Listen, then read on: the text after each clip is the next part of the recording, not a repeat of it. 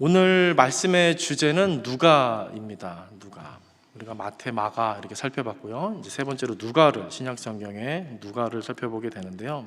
이 누가라는 사람은 신약 성경에서 4분의 1이나 되는 많은 분량을 저술한 성경 저자였는데 유일하게 이방인입니다. 이방인. 참 놀라운 사실이 아닐 수 없습니다. 그리고 그는 우리가 잘 아는 것처럼 역사가이고 의사였는데 그 덕분에 필력이 아주 좋았습니다. 아주 고급 문체를 사용합니다.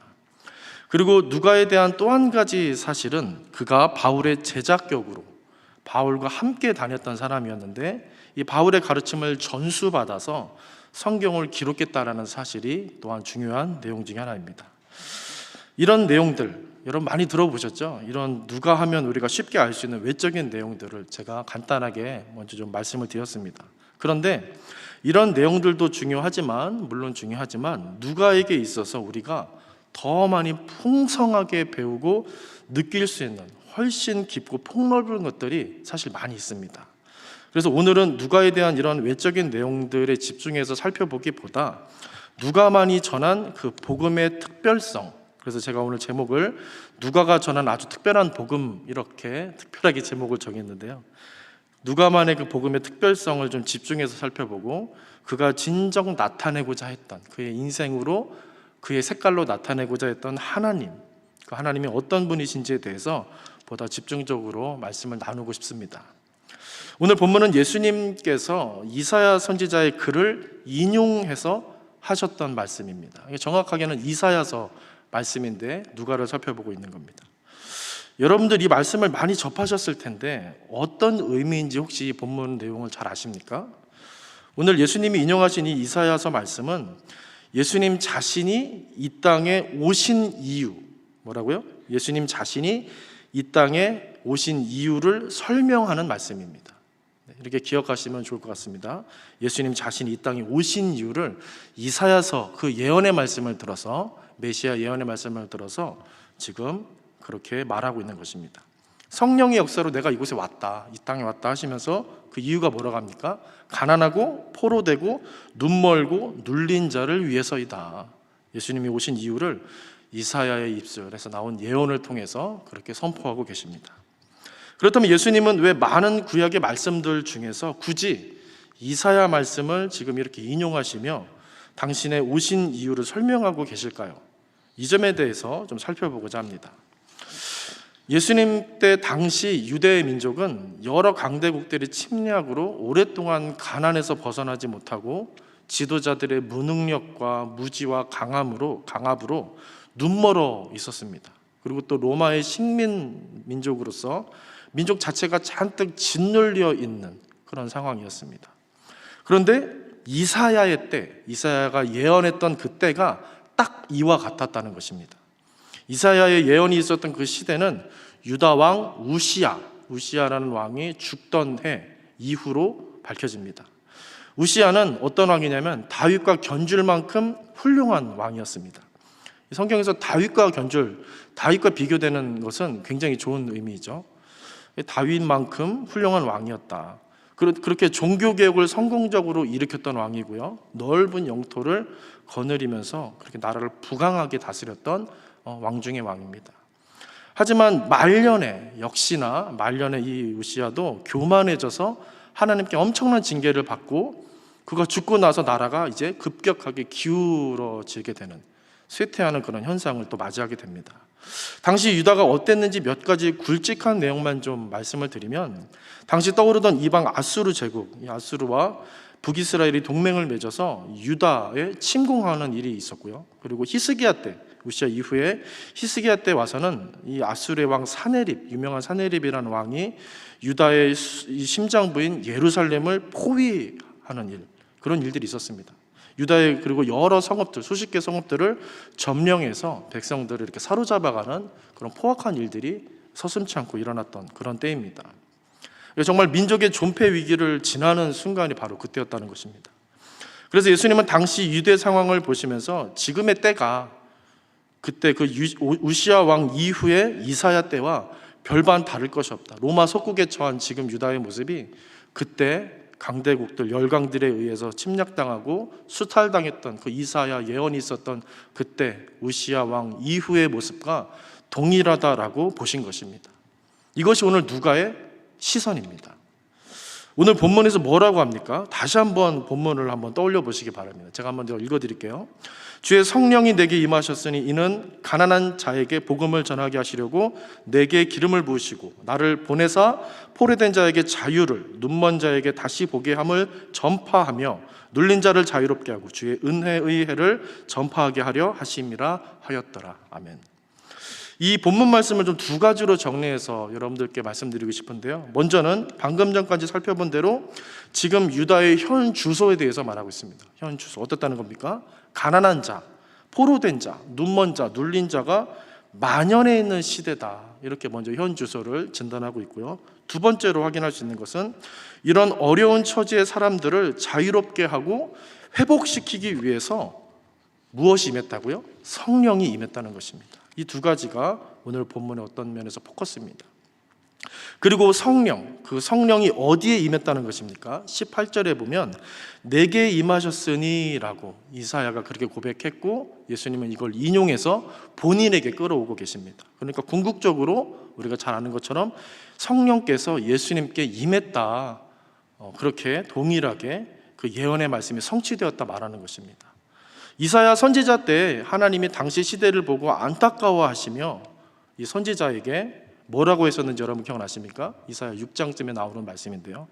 누가 나를 위해 갈고, 하나님이 그렇게 정말 그 어려운 그 유다의 민족들을 보시면서 패역한 민족상을 보시면서 하나님이 선지자에게 그렇게 애통을 표현하십니다. 누가 나를 위해 갈고, 누가 나를 위해 갈고, 그렇게 물으셨던 장면을 여러분 잘 기억하실 것입니다. 이에 대해서 이사야 선지자가 뭐라고 대답했는지도 기억나시죠? 이 말씀으로 찬양도 우리가 잘 알고 있는데, 주님 내가 여기 있사오니 뭐라고 합니까? 나를 보내소서, 그렇게 합니다. 주님 내가 여기 있사오니 나를 보내소서. 이 유명한 대답을 기억하실 것입니다. 이사야는 시대를 향하고 백성들을 향한 하나님의 그 애통해 하시는 마음을 가슴으로 뼈저리게 느꼈던 것입니다. 여러분들도 하나님의 그런 마음을, 시대를 향한 마음을 느끼고 살고 계십니까? 이사야 선지자는 그렇게 뼈저리게 느끼고 손을 번쩍 든 것입니다.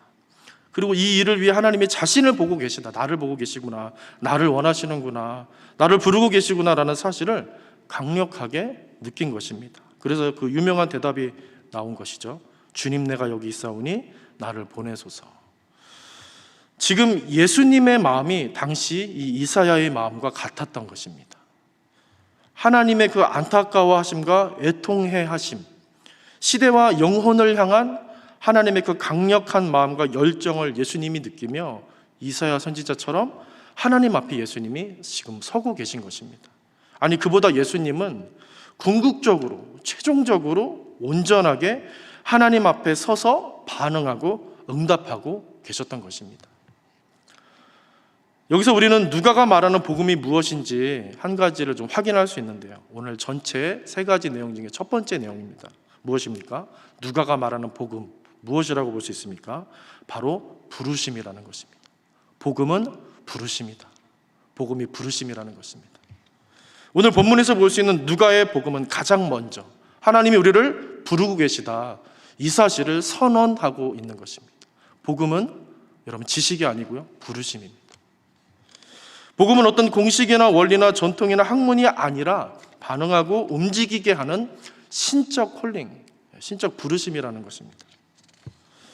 그렇다면 우리 믿는 그리스도인들은 어떤 사람이어야 한다는 것입니까? 항상 날마다 매 순간 하나님의 마음과 말씀에 귀 기울이며 예민하게 반응해야 하는 사람인 것입니다.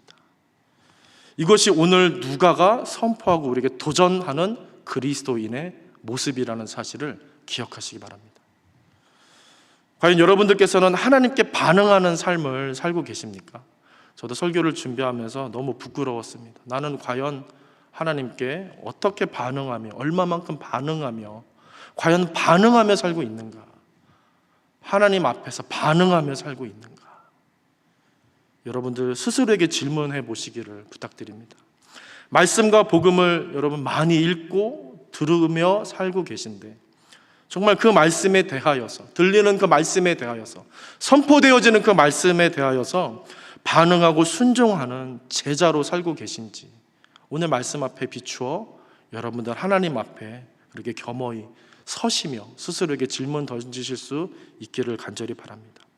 복음에 대해서 또 예수님께 대해서 나는 그런 자원하는 마음, 헌신하는 마음, 반응코자 하는 마음을 갖고 있는가 스스로에게 질문해 보시길 바랍니다.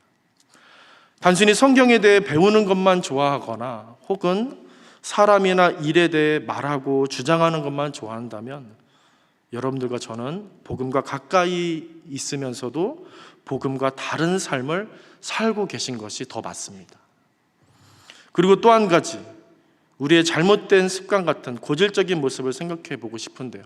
저의 모습이 참 이랬던 것 같습니다. 신앙생활 하면서 내가 아니라 하나님이 왜 반응하지 않지? 하나님이 왜 응답하지 않지? 왜 이렇게 이루어주지 않지? 왜 해결해 주시지 않지? 라면서 하나님의 반응만을 바랄 때가 사실 참 많다는 사실을 발견하게 됩니다. 여러분들은 어떠십니까? 나는 헌신하지 못하고 반응하지 못하면서 하나님의 반응이 너무 약하다, 하나님께서 응답하지 않으신다, 그분이 살아계시는 건가? 라고 우리가 의구심을 갖고 살 때가 얼마나 많은가, 하나님의 살아계심을 나타내지 못하고 살 때가 얼마나 많은가, 이런 것들 때문에 실망하고 시험당하는 경우가 우리 안에 얼마나 많은가 라는 것을 되돌아보며 하나님 앞에 겸허한 마음으로 그렇게 질문을 던져보지 않을 수 없는 것입니다. 물론 믿는 사람으로서 하나님의 역사를 기대해야 합니다. 간구하며 응답을 바라봐야 합니다. 하지만 복음은 이미 그분께서 이루신 일에 대한 선포, 그분께서 이루신 일에 대한 선포라는 사실을 우리는 절대 잊어서는 안 됩니다. 복음은 그분이 이루신 일에 대한 선포입니다. 그분이 이런 일을 하셨다, 그래서 우리를 부르시는 것입니다. 그분의 순종과 그분의 헌신이 우리를 부르고 계시다는 사실, 그분의 순종과 그분의 먼저 된 헌신이 우리를 부르고 계시다는 사실, 이것이 바로 복음인 것입니다. 그래서 예수님은 우리에게 뭐라고 하셨습니까? 내가 세상을 이겼으니 너희는 담대하라 하시지 않았습니까?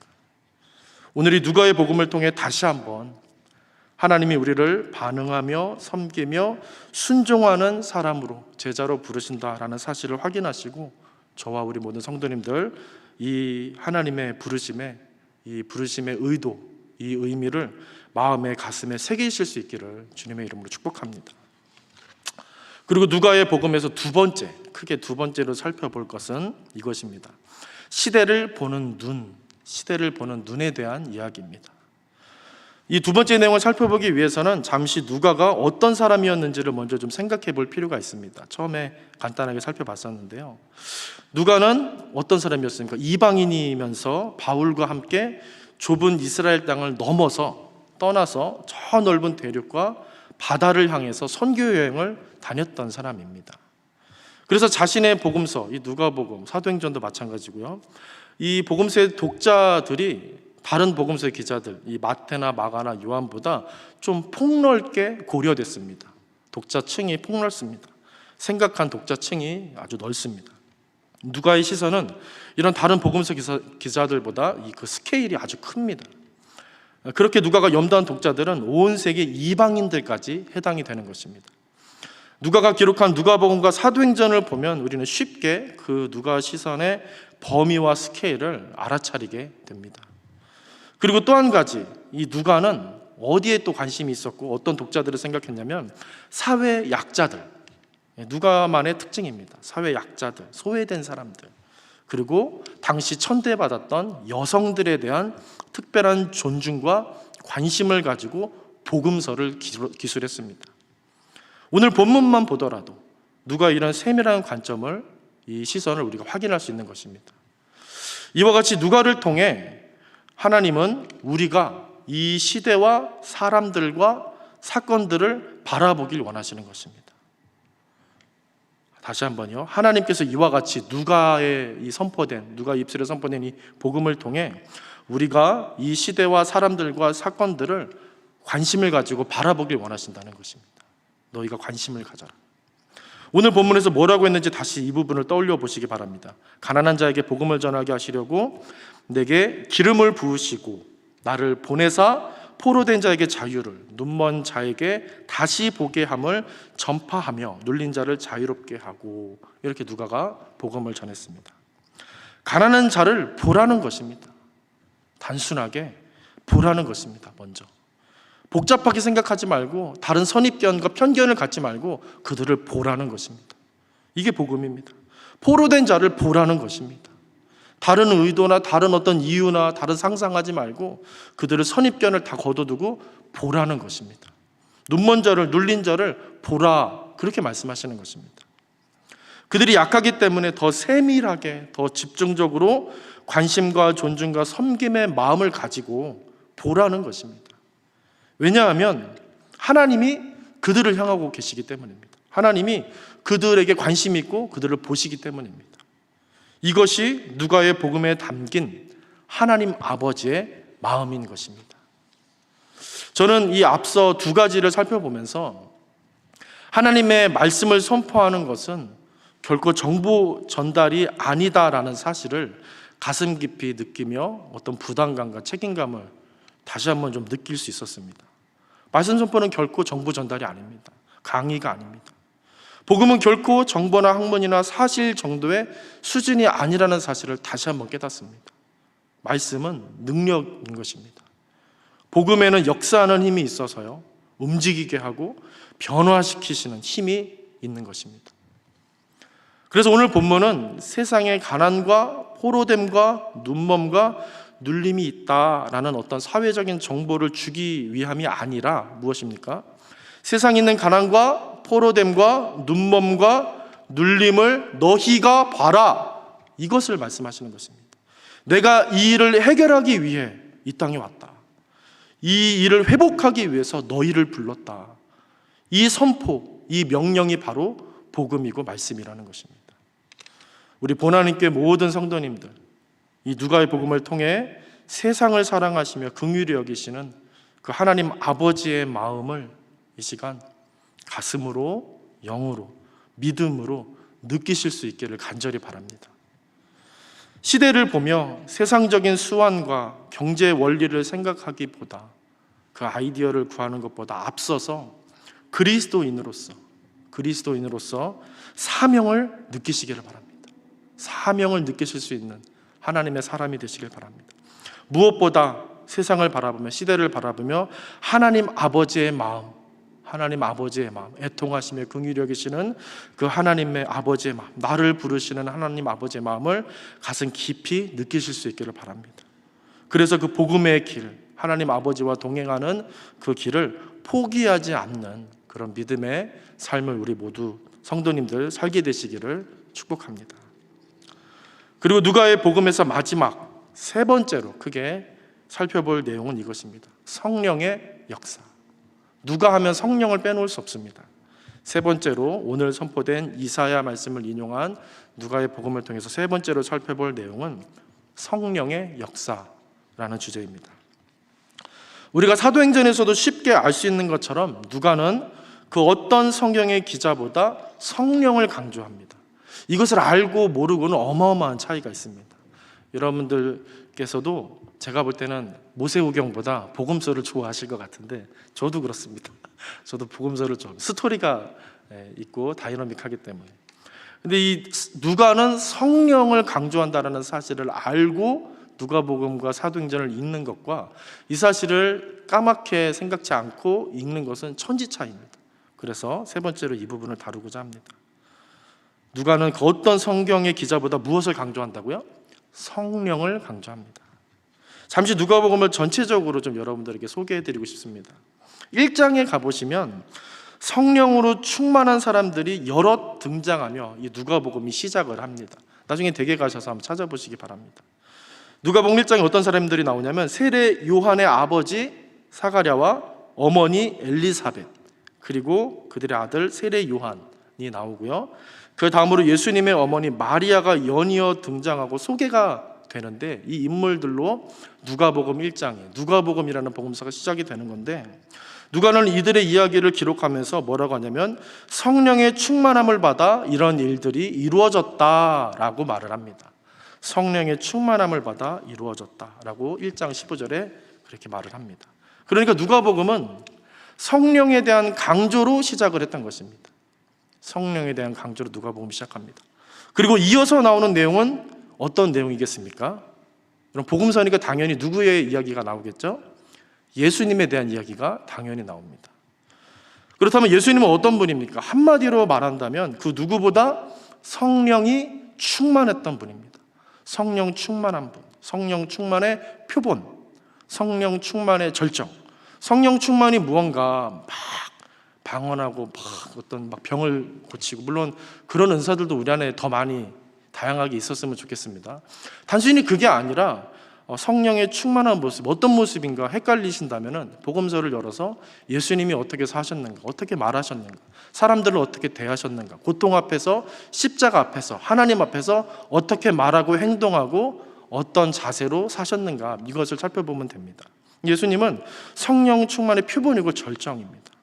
이 성령 충만한 여러 사람들, 주변 인물들, 준비하고 있는 어떤 사람들의 이야기가 1장에서 시작이 되면서 누가복음은 이제 성령 충만한 예수님의 삶과 사역에 대한 이야기로 쭉 펼쳐지고 진행이 됩니다. 그리고 계속해서 누가복음을 보시면 마지막 장 24장에 와보시면 예수님이 십자가에서 죽으시고 부활하시는 장면으로, 그리고 승천하시고 이러면서 끝나는 장면으로 나오는데, 예수님께서 그때 승천하시기 전에 제자들에게 중요한 말씀을 하십니다. 여러분께서 잘 아실 텐데 특별히 누가는 이렇게 표현합니다. 위로부터의 능력이 있을 것이다. 24장 49절에 그렇게 말하면서 누가복음을 마무리합니다. 위로부터의 능력이 있을 것이다. 그러니까 누가복음의 큰 줄기는 성령의 역사입니다. 그리고 여기서 끝이 아닙니다. 바로 이어지는 누가의 또 하나의 책, 뭐죠? 사도행전이 있죠. 사도행전을 보시면, 여러분 사도행전 어떤 책입니까? 쉽게 사도행전만의 닉네임이 있는데요. 뭐죠? 성령행전. 네, 성령행전. 그 어떤 성경보다 성령 하나님의 모습, 성령 하나님의 역사하시는 모습이 두드러지게 나오기 때문에 사도행전을 성령행전이라고 우리가 닉네임 붙여서 부르기도 합니다. 가장 특징적인 것은 복음서에서 빌빌댔던, 사도들이 들으면 기분 나쁠 텐데요, 빌빌댔던 사도들이 사도행전에 와서는 정말 능력 있고 담대하고 지혜롭게 활동하게 되는데, 그렇게 될 수 있었던 이유가 사도행전에 어떻게 나옵니까? 성령 때문이었다는 겁니다. 성령의 충만한 역사로 이들이 이렇게 변화되었다. 이것에 대한 사례, 이것에 대한 정말 확실한 증거를 나타내는 게 바로 사도행전입니다. 이런 전체적인 맥락, 성령으로 인해서 이어지는 예수님의 스토리, 이게 바로 누가가 말하고 싶은, 누가만의 특별한 복음이라는 것입니다. 이제 다시 오늘 본문을 한 번 더 떠올려 보시기 바랍니다. 항상 뭐가 됐든 그 시작점이 중요한데요, 오늘 본문의 시작이 어떻게 되어 있는지 여러분 기억나십니까? 이렇게 시작했습니다. 주의 성령이 내게 임하셨으니. 주의 성령이 내게 임하셨으니. 시작이 무엇입니까? 성령입니다. 성령. 이사야 선지자의 말씀을 예수님께서 인용하셨는데 그 시작점이 바로 성령이었습니다. 예수님의 오심에 대한 이유, 그 내용이라고 했죠. 예수님의 오심이 어떻게 되었다는 것입니까? 성령의 역사로 시작되고 그렇게 이루어졌다, 이 얘기를 딱 꺼내시는 것입니다. 그러니까 예수님은 시작부터가 세상과 달랐다는 것입니다. 당연하죠. 동정녀 몸에서 나시고 정말로 하나님의 아들로서 그렇게 사역을 하셨던 세상과 다른 분, 그게 성령의 일이었다, 성령으로 말미암은 일이었다, 이렇게 오늘 우리에게 말씀하고 계신 것입니다. 그런 다음 어쨌다는 것입니까? 가난한 자, 포로된 자, 눈먼 자, 눌린 자에게 복음을 전하고 그들에게 자유와 다시 보게 함을 주신다라는 겁니다. 성령으로 인해서 이런 사역들을 하게 된다는 것입니다. 그리고 마지막 19절도 보시면 주의 은혜의 해를 전파하게 하려 하심이라, 이렇게 말씀합니다. 세상이 지금 약자와 소외된 자들을 그냥 버려두거나 억누르고 괴롭히고 빼앗고, 그래서 사회가 괴롭고 불균형을 이루고 그렇게 고통이 계속되고 가중되는 시대가 계속되는데, 성령의 역사를 통해서 이게 회복될 거라는 겁니다. 풀리고 자유케 되는 은혜의 시대가 도래할 거라는 말입니다. 쉬운 이야기고 당연한 이야기인데 제가 너무 힘줘서 말하고 있죠. 왜 그랬냐면 이 이후의 내용을 강조하고 싶어서입니다. 잘 들어주시기 바랍니다. 그런데 여기서 우리는 누가의 의도를 잘 캐치하셔야 됩니다. 누가의 의도. 누가는 지금 여러 다양한 일들 중 어떤 한 가지 다른 종류의 일로서의 성령의 일을 말하는 게 아니라는 것입니다. 이런 방법, 저런 방법, 저런 방법, 저런 방법이 있는데 성령으로 인한 방법도 있어. 이걸 말하는 게 아니라는 것입니다. 오직 성령의 일, 오직 성령으로만 가능해질 일을 지금 제시하고 있다는 것입니다. 성령이 아니고서는 가난한 자에게, 포로된 자에게, 눈먼 자와 눌린 자에게 결코 회복 줄 수 없다는 겁니다. 자유 줄 수 없다는 것입니다. 여러분 시대를 보시면, 역사를 보시면 아시죠? 사람이 할 수 있는 일이 없습니다. 사람으로 되는 일이 없습니다. 그 은혜의 때는 오직 성령이어야 한다. 그래야만 그 은혜의 때가 도래한다. 성령 말하고 있는 것입니다. 하나님은 사실 끊임없이 반복적으로 이 성령의 이야기를 우리에게 말씀하셨었습니다. 복음서에 나오는 사도들의 실패 속에서 성령의 필수성을 말씀하셨고요. 예수님의 시험 받으신 사건을 통해 성령의 필수성과 절대성을 말씀하셨던 것입니다. 여기서 잠시 예수님의 그 장면, 시험 받으셨던 장면을 좀 살펴보기를 원하는데요. 예수님은 무려 40일간 광야에서 사단 마귀에게 시험 받으셨습니다. 그래서 어떻게 되셨겠습니까? 한없이 약해지시고 비천해지셨습니다. 그래서 사단은 예수님의 약점을 공략해서 너의 그 약함을 내가 강함으로 바꿔줄게 제안합니다. 가난함과 배고픔과 수치를 부유함과 배부름과 명예, 영광으로 바꿔줄게. 그렇게 제안하는 것이죠. 하지만 예수님이 어떻게 하셨습니까? 사탄의 제안을 거절하십니다. 아주 당당하게 단칼에 거절하십니다. 종교적 금욕주의 때문입니까? 아닙니다. 성령의 충만함 때문에 가능했던 일입니다. 예수님도 성령의 충만함이 없으셨다면 불가능한 일이었다는 것입니다. 배고프고 힘겨웠지만 성령으로 예수님이 충만하셔서 당장의 떡과 영예가 아닌, 말은 쉽지만 굉장히 어려운 일이죠, 하나님을 추구할 수 있으셨던 것입니다. 40일 동안 굶주린 인간이 당장의 떡과 영예를 선택하는 게 아니라 하나님을 추구할 수 있는 이유 단 한 가지, 성령의 충만함이 있었다는 것입니다. 사람으로는, 인생으로는 불가능한 일을 성령으로 예수님이 이루신다는 것입니다. 이처럼 성령의 역사는 신비롭고 놀라운 것입니다. 그래서 우리는 계속해서 다른 어떤 것보다 성령의 충만함을 사모해야만 하는 것입니다. 그리고 사도행전을 생각해 보시기 바랍니다. 사도행전에 나오는 사도들과 집사들을 보면 예수님의 그것과 유사한 모습들, 성령 충만한 모습들이 나옵니다. 어떤 권세나 권력이 대단한 사람들도 아니었는데 그들은 권력 앞에서, 돈 앞에서 어떻게 합니까? 놀라울 정도로 당당했고 더 부유한 사람으로 비춰지기까지 합니다. 가장 대표적인 사람으로 사도 바울은 자신의 세상적인 어떤 대단한 학문과 권력과 신분까지도 대수롭지 않은 것으로 여기면서 복음 따라 삽니다. 아니, 그보다는 복음 때문에 그럴 수 있었다라는 표현이 더 정확하겠습니다. 복음 때문에 그럴 수 있었다. 그랬더니 바울의 인생이 어떻게 됩니까? 죽이는 인생이었는데 살리는 인생으로 변화됩니다. 그렇게 복음은 변화시키는 능력이 있는 것입니다. 굴복했던 민족이 이제는 다스리는 민족이 됩니다. 그게 바로 변화시키는, 일으키는 복음의 능력이라는 것입니다. 이것은 세상의 다른 어떤 이론이나 학문으로 설명할 수가 없습니다. 오직 성령의 역사로만 설명이 가능한 것입니다.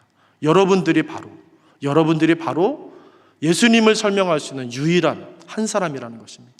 우리가 바로 성령의 그 놀라운 사역, 그 놀라운 존재, 그 놀라운 비전을 설명해낼 수 있는 유일한 한 사람, 믿음의 사람이라는 사실입니다. 예수님은 목수의 아들밖에 되지 않으셨지만 세상을 이기시고 위대한 구원을 이루셨습니다. 무엇 때문입니까? 성령 때문입니다. 성령. 누가는 이 복음이 정보 이상의 것이며 사실 이상의 것임을 우리에게 다시 한번 강조하면서 성령의 그 영역, 성령의 그 놀라운 일들, 신비로운 일들을 복음으로서 우리에게 말해주고 선포하고 있다는 사실, 이것을 말하고 있는 것입니다. 우리 성도님들 성령으로 충만하시기를 주님의 이름으로 축원드립니다. 그것을 추구하며 사모하며 갈망할 수 있는 믿음과 지혜가 날마다 있게 되시기를 바랍니다. 그래서 하나님 앞에서 내가 과연 믿음으로 살고 있는가, 이 사실을 질문할 때마다 할렐루야 주님을 찬양할 수 있는 기쁨을 누리며 그렇게 나타낼 수 있는 그런 하나님의 제자로 힘있게 날마다 살게 되시기를, 성령의 사람으로 살게 되시기를 주님의 이름으로 축원드립니다. 이 시간 찬양을 하나 했으면 좋겠습니다. 제가 주일 예배 때 한 번 정도, 3부 예배 때는 여러 번 불렀던 것 같고요, 주일 예배 때 한 번 정도, 2부 때 한 번 정도 불렀던 곡인데요, 가사를 보시면 이렇습니다. 제목이 충만이라는 찬양입니다. 충만. 네, 그래서 골랐습니다. 충만. 저도 그렇고 우리 성도님들도 그렇고 지금 이 시대에 그냥 살아있는 것 자체가, 사실은 안전하게 살아있는 것 자체가 어찌 보면은 그 자체도 너무나 쉬운 일이 아니다라는 생각이 들 정도로 정신적으로 또 몸적으로 경제적으로 힘든 그런 시기인 것 같습니다. 그런데 한 가지 길이 있다라는 사실을 오늘 누가의 이 복음을 통해서 좀 확인하게 되는 것입니다. 우리는 성령 하나님의 사람입니다. 성령님을 구할 수 있는, 성령의 은혜를 구할 수 있는 그런 사람들입니다. 이 사실을 기억하면서 무명이어도 공허하지 않고, 고난 중에도 견뎌낼 수 있고, 가난해도 부족하지 않고, 실패해도, 내 몸이 약해도 낙심하지 않고, 화려한 세상 부러워하지 않는 성령의 충만한, 예수로 충만한 사람 되길 원합니다. 우리 하나님께 그렇게 좀 선포하는 마음으로 하나님 앞에 찬양하는 그런 마음, 기도하는 마음을 가지고 함께 입술 모아서 이 찬양 고백하며 나가시겠습니다.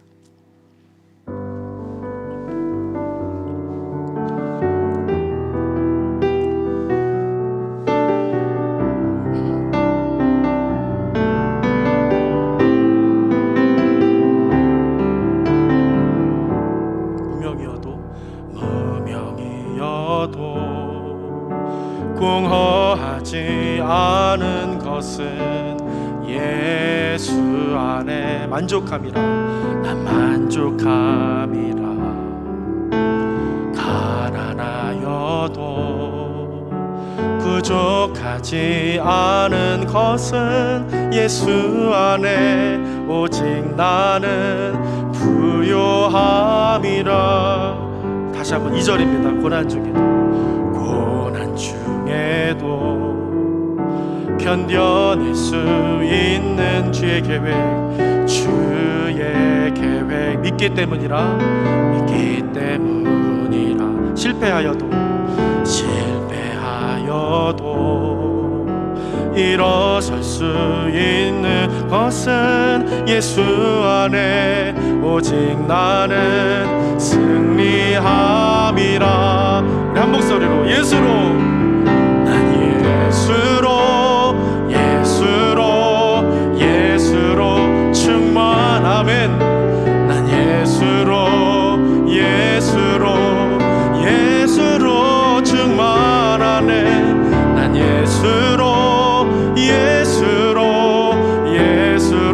충만하네. 영원한 왕 내 안에 살아게. 우리 마지막으로 후렴 한 번 더 찬양합니다. 난 예수로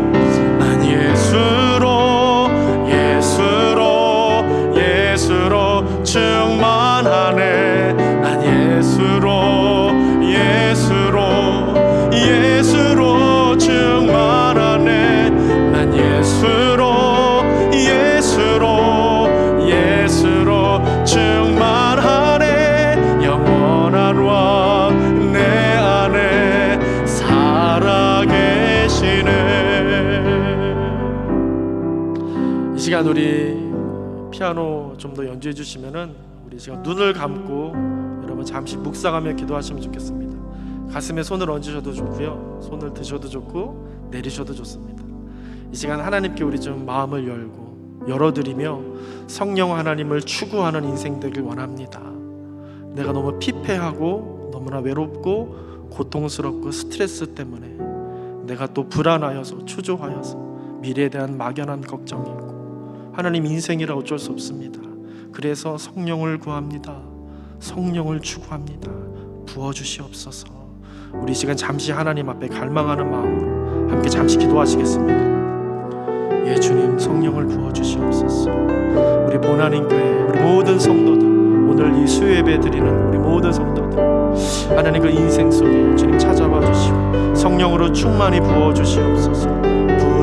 부으소서 주님 부어주시옵소서. 충만히 하시옵소서.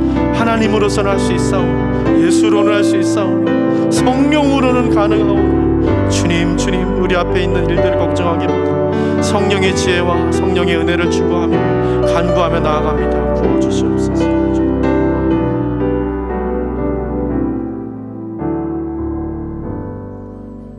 기도로 마치겠습니다. 이제는 예수 그리스도의 은혜와 하나님 아버지의 사랑과 성령 하나님의 교통하시는 은총이 주님 말씀 앞에서 반응하며 헌신하며 자원하며 성령의 능력으로 살기를 간절히 사모하는 우리 모든 성도들 머리 위에, 또 그 가정과 일터 위에 지금으로부터 영원토록 함께 하시기를 축원하옵나이다. 아멘.